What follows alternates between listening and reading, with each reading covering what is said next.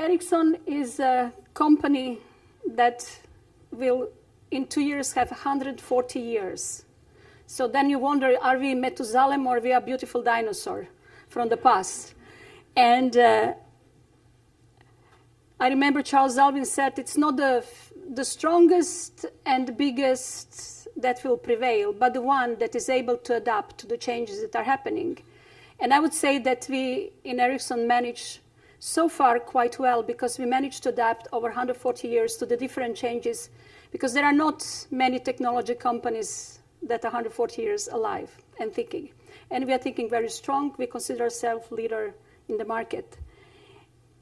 That one should be working, is it? So what I'm going to give over my presentation, a little bit on Ericsson. I will talk about network society, how we see it. You probably heard terms Internet of Things, and we call it network society. We talk about our vision that everything what will be benefiting of being connected over a network is going to be connected. A network can be wireless or fixed and produced from the different technologies. And then I will reflect a little bit on leading through the change, which I will also talk about my own R&D organization and the things that we have done, especially in Agile and Lean and driving innovation. I run from Silicon Valley. This is my headquarters. I'm also responsible for Ericsson in Silicon Valley. We are adding more things to Ericsson here. We have acquired media room from Microsoft. My global organization is with my suppliers, approximately 6,000 engineers, and I have them here in US, in Europe, in India, and China. And then I do run Agile and Lean across my global R&D organization. So a little bit about Ericsson. We have 24,000 R&D engineers and in total 114 employees. We are fifth largest software company. A lot of people believe that we are just hardware company doing a lot of base stations and equipment. It's changing quite much. And we are managing 2.5 billion, almost like 40% of the world's population calls are managed through Ericsson's equipment, and we are managing 1 billion subscribers throughout managed services operations. Our revenues are $35 billion, and we are making money. Not many of our peers of typical telcos are making money today, but we are doing well. Of our 114 employees, 44% is under age of 35, and that is primarily to the growth of what we have done in recent years. We speak 187 different languages in our company. We have a huge focus on diversity programs, both gender diversity, but also multicultural diversity.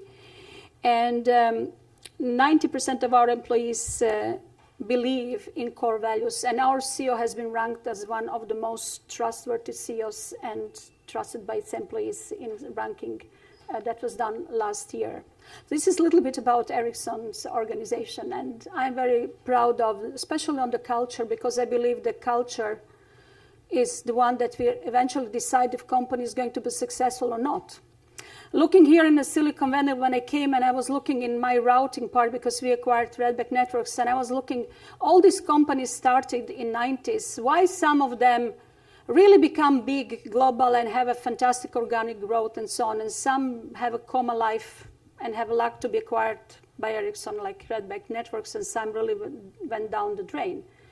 And then you start thinking, why is that a difference? What makes the difference? You have access to the same money, you have same window of opportunity, you have same talent they can put together. So why some succeed and some not?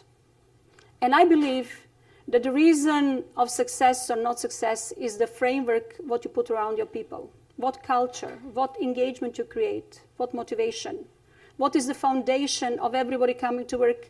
This is what's going to define if company is going to be successful and achieve, or it will go down the drain.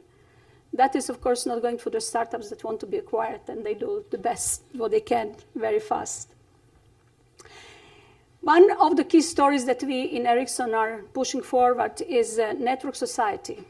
And this is how we present from our perspective what is happening in our ICT industry. If you look 2000, we have 1 billion connected places places in the world. 2010, we have 5 billion connected people. And if you look in next, during this decade towards 2020, we are seeing 50 billion connected devices. Some believe it's going to be more, some is going to be less. But if you look how many devices you have in your house, how many iPads, phones, and so on, what we already have, how many cars are around there, how many boats are on the sea, and so on, and all these devices are going to be connected. All these devices would like to leverage in the same way how we today in US, because we have such a fantastic smartphones and LTE penetration and everything what you can do on your smartphone. But this is not the rest of the world. The rest of the world still has a long journey to go. And we need to deliver a lot of very efficient technology. We have to deliver a lot of application and services so the whole world will have that what fraction of us can experience in very developed part of the world. But this is happening. And that network society is there. General Electric, they had one presentation that said that one jet engine produces 2 terabytes of data on the flight from East and West Coast. So what do they do with that data? There are so many little smart gadgets over there that collect how the jet engine is working. Then this has to be put in some data center. There should be some intelligence. You have to have big data analysis. You have to then conclude what you're going to do with that. And then the question I place, okay, so are you going to do that in dynamic real time, or you will do that, once the jet comes somewhere and then you will ship your information there? This is a big question. It's just one example, and Barry has in his presentation about, operations and so on. So we are living an enormous disruptions that is happening in our market. And if I look 7 years ago, I was on one conference when RIM was presented as a thought leaders of ICT industry. 7 years, a lot of things can change for all of us that are here. Some beautiful dinosaurs will go down, and there are many new that will come forward. And then this is an example of the car. The gentleman on the right-hand side is the CEO of Ericsson, and the CTO of Ford Motors said, why shouldn't car be connected? And car is the ultimate mobile device.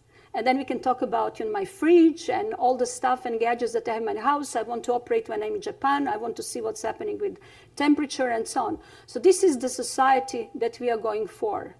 And we here have to provide the technology that will enable this network society and Internet of Things to happen in a scale. Because we are having that, but we don't have a scale.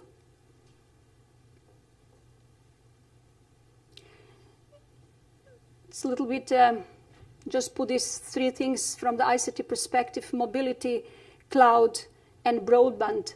These are these 3 main things that are now happening, and we are living the merge of it. Why Ericsson came to Silicon Valley? Because we brought knowledge of mobility. Silicon Valley became a main player from 2007 when the iPhone happened. And then in 2010, everything was about smartphones. 2010, 11, everything about ecosystems and applications. Then cloud happened. Now what's happening in industry is super efficient chipsets, technology development, software-defined networking, network virtualization. The networks that we have today are not able to carry the future traffic. The network that we have today in most of our countries around the world, the IP networks are built in very old-fashioned way. They are built in 90s with the products that have been conceived in the 90s. What we are now driving forward through the different instances like OpenStack, OpenDaylight, and so on, we are driving now the network architecture that will be modern and will be able to scale to serve the world of the future. So how do we lead through the change? We are leaders, and there is my strong belief that it's not the hard work itself that will win. It's the framework that we leaders put around that hard work. And that framework consists of the rules, processes, disciplines, culture. If I look, I was an engineer, I'm an engineer. So I did many years of software development. I even developed one hardware card and so on. And if I look the way how I worked, my effectiveness and productivity, and I look how my engineers today are doing, what an enormous difference have been in producing between, mid-80s to what we have today. It's not that our IQ is higher, that we are more motivated to provide good work and so on.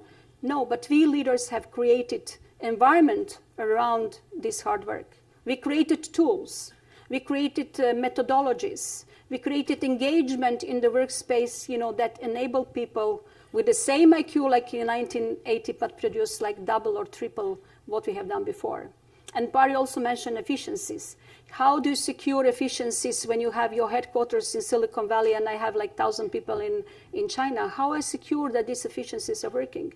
It's my job to secure that when the red color on the project shows in Silicon Valley, that the same criteria applies to China and that's not like yellow and so on. And I would say this is a typical challenge of leading in the transformation that we are going.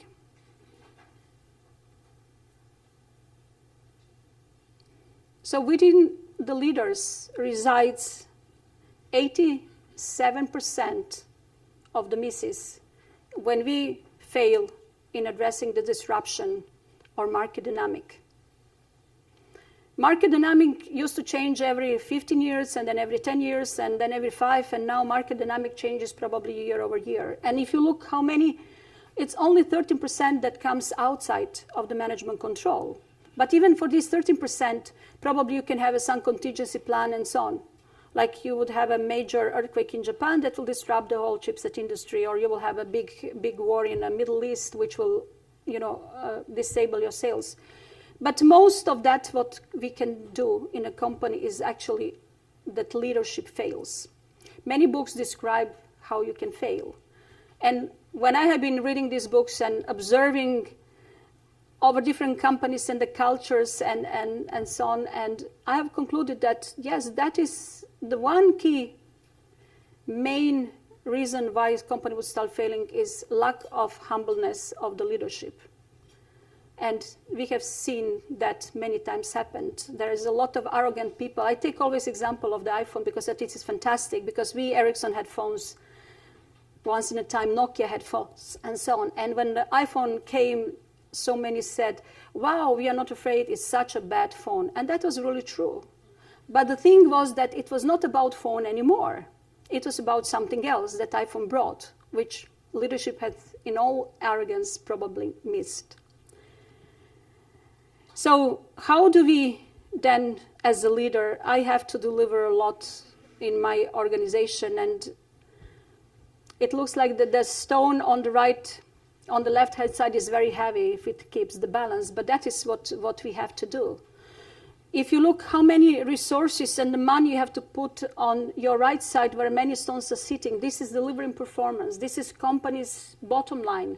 This is what company has to deliver, quarter results, year results, and so on. This is angry customers waiting for what you have committed. So this is where normally that would go down. But if you want to have secure your future and evolution, and that you don't become arrogant, that you don't become old in your industry or beautiful dinosaur, you have to focus on what is written here on the left, on creativity and exploration. So now it comes how much you can put on that one. There are companies that can put like 1 day a week for its employees to just innovate. There are companies like mine which are very effectivized, and I cannot afford to put 1 day a week for my 5,000 engineers to be creative and innovate. But I have to find a way how I'm going to secure that one.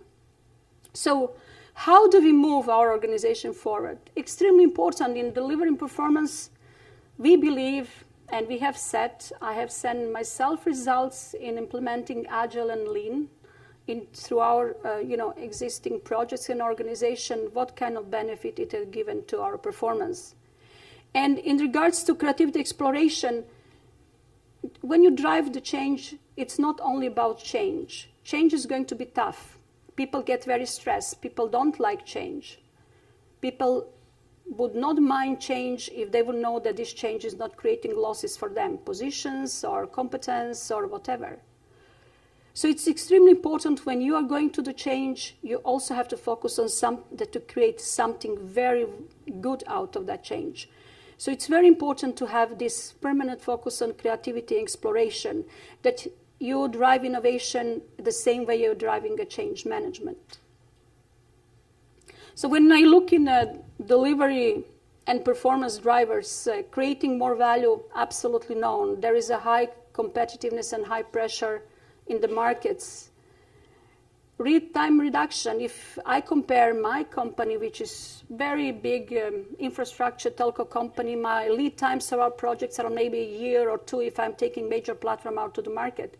At the same time, my customers are facing competition of the very light, differently organized software company like Facebook. With now, if you look Facebook and WhatsApp together, creating voice, many operators, classical operator thinking, how many more revenues I'm now going to lose because some of my traffic or my voice will go now very much through Facebook.